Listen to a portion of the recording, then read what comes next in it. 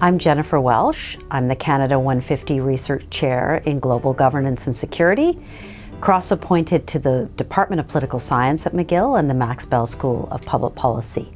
I also direct the university's Centre for International Peace and Security Studies. Under the CIPS umbrella, I have a number of research projects underway.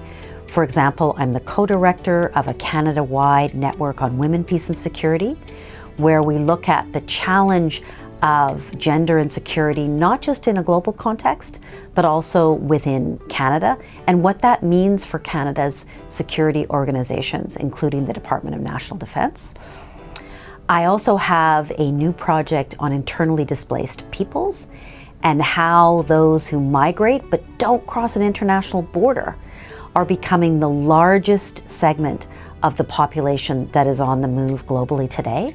And that project looks at how IDPs themselves can be involved in solutions both for the immediate term in terms of humanitarian assistance, but also for more permanent solutions if they're not going to return to their regions or cities of origin. I also work more broadly on humanitarian action and the challenges facing humanitarian action in today's global context.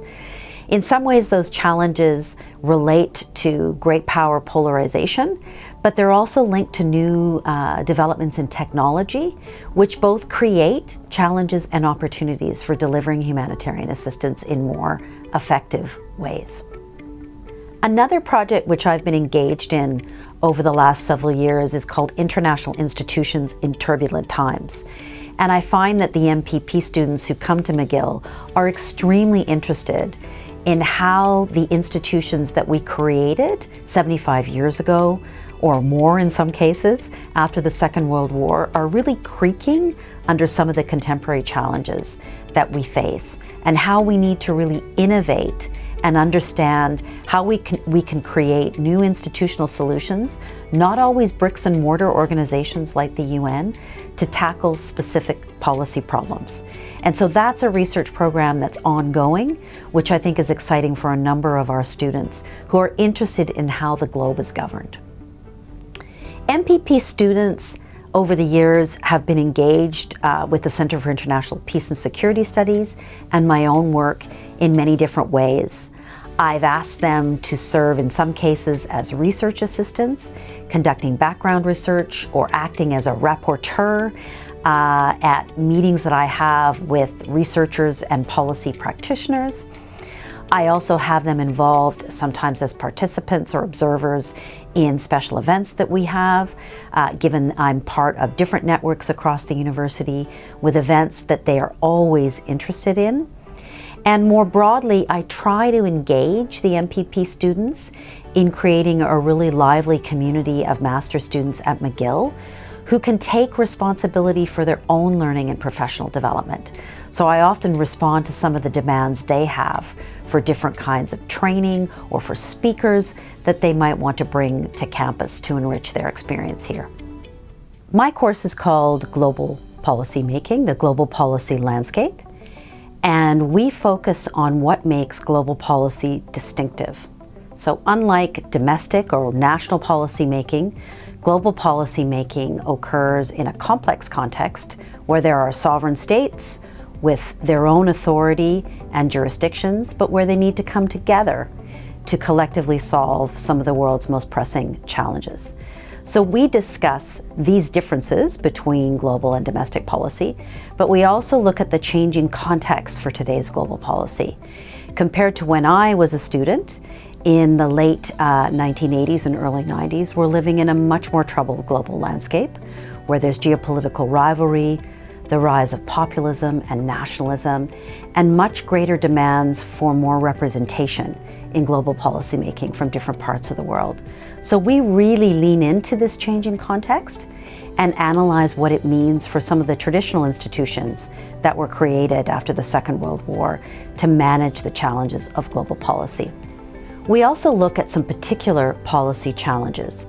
Peace and security, we start with in all its different dimensions. So some of the high politics issues around nuclear weapons, arms control, proliferation, but also the way in which the international community tries to manage and resolve conflicts through peace operations and through diplomacy and mediation. We address questions of global human rights movements, and issues relating to atrocity crimes such as genocide, ethnic cleansing, and war crimes. And we look at humanitarian action and protection. We also look at a really pressing global challenge, which is mass migration, not only induced by conflict, but also climate change. And we touch on issues of environment and sustainable development, which are of huge interest to MPP students. In our class, we not only discuss these at a high level in terms of the nature of these problems and how they might be solved, but I ask my students to do some really practical applications of policy, knowledge, and policy making. So, for example, I ask them in teams to create a foreign policy strategy for a country from the global south, not a Western powerful country that already is represented in today's global system. And I ask them to rethink our global refugee regime and what it should look like in a world of climate migration and different forms of pressure that lead human beings to mass migrate or leave their homes. So students leave my course with a key message, and that is that global policy is not just a matter of smart design. It's not just a matter of having good institutional structures through which we can make policy. We also need to understand that it's a highly political process. And I think that's true for all kinds of policymaking. And I think our students at Max Bell really come to understand that. At a global level, this also means coming to grips with the value conflicts that often exist, even over subjects that we think should bring the global community together. So when people use a word like responsibility when they talk about the roles of Western countries in the global South in combating climate change, they sometimes mean different things, and they value responsibility in different ways. My advice to those of you interested in studying the subject of global public policy or public policy generally is that you embrace its complexity, and that you recognize that you need to approach many of today's policy challenges with a multidisciplinary perspective.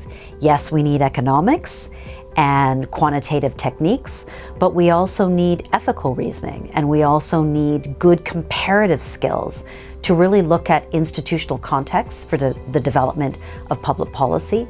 We also need to understand mass movements and the role of social movements in civil society in influencing the shape of public policy.